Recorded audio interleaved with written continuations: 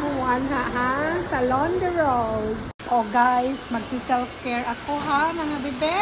Oh, first time landing in Cebu. Ayan. Kailangang mahalin ang sarili, ang inyong inday. Alagaan para makahanap ng afam. Agoy, afam yun. Oy, ayaw na ng afam. Oy, normal na po. Oy.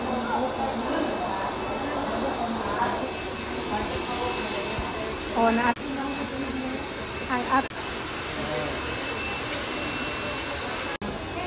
self-loving care si mama.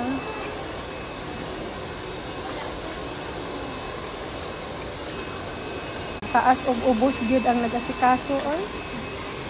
Anhi mo diri ha, Salon de Rose. Kay mga buutan kay sila oh. Wa gyud ko nimpila pag sud nako giatiman dayon ko ay.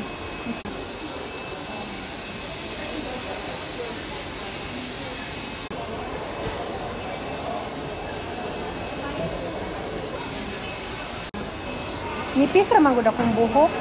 Dili man baga. O mga bebe o tangtang tanan ang mga kalyos atong tiil og bumayk mga bebe Ginoo ko adlaw gabi sige bike o mawala na ron balik na pud na ini magbike na pud ta ba. Ha?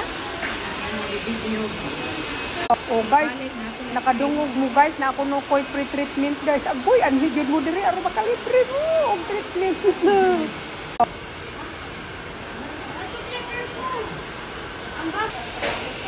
Katugon ko guys, ganahan gyud ko na nagkatikot sa akong ulo ug tiil. Dili man gibutangan niya og product guys ay aron kuston aron mohomok gyud ang kalyo guys na 100% kabaga. Gipapa na ang akong kulor kay magsugod na siya. Ginlo na sa akong kuko guys.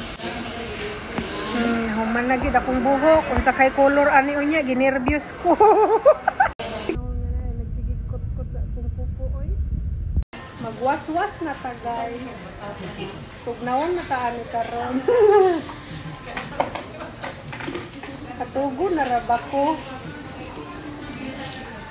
Shout out daw kay Toby Paglinawan, also known as Paglubugan.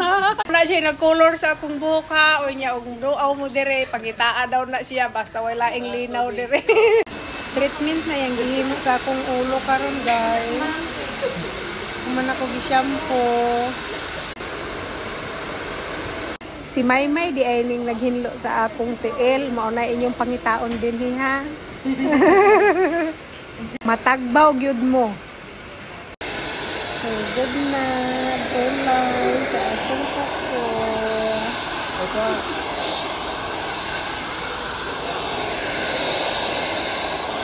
Na akong buhok guys. Karihara man kulay akong gitabutan.